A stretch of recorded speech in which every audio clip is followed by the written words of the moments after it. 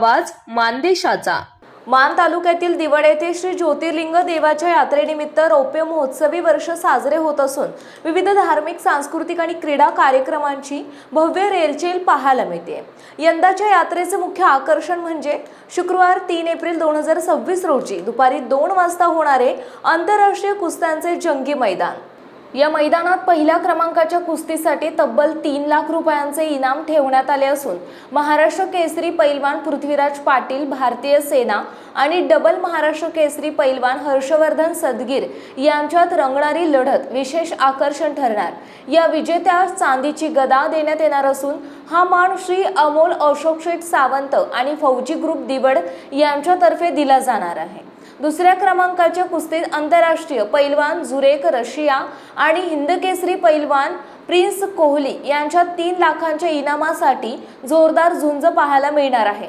तसेच तिसरी, चौथी, 5वी आणि 6वी कुस्तीही नामांकित पैलवानांमध्ये रंगणार असून कुस्ती प्रेमींसाठी ही पर्वणीच ठरणार आहे। यात्रेनिमित्त विविध कार्यक्रमांचीही मेजवानी ठेवण्यात आली आहे।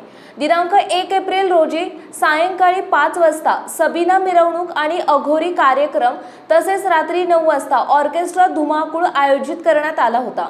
2 एप्रिल रोजी खेळ पैठणीचा हा विशेष महिलांसाठी कार्यक्रम आणि राज्यस्तरीय रेकॉर्ड डान्स शो आयोजित करण्यात आला। तसेच मानदेश भूषण पुरस्कार वितरण सोहळाही पार पडणार असून यामध्ये चेतना सिन्हा, आयकर आयुक्त नितीन वाघमोडे, IPS प्रवीण इंगवले तसेच इतर मान्यवरांची उपस्थिती लाभणार आहे। 3 एप्रिल रोजी सकाळी 10 ते 5 या वेळेत भव्य रक्तदान शिबिर आयोजित करण्यात आले असून रात्री 9 वाजता प्रसिद्ध नृत्यांगना गौतमी पाटील यांच्या लावणी कार्यक्रमाने यात्रेची सांगता होणार आहे। यात्रा कमिटी आणि ग्रामस्थ मंडळ दिवड यांच्या वतीने या भव्य यात्रेचे आयोजन करण्यात आले असून भाविक आणि कुस्ती प्रेमींनी मोठ्या संख्येने उपस्थित राहण्याचे आवाहन करण्यात आले आहे। मान चौफेर न्यूज संपादक बापूसाहेब मिसाळ, वरकुटे, मलवडी। आपल्या जिल्ह्यातील, तालुक्यातील लेटेस्ट बातम्या पाहण्यासाठी आजच मान चौफेर न्यूज चॅनलला YouTube वर सबस्क्राईब करा आणि बेल आयकॉन प्रेस करा।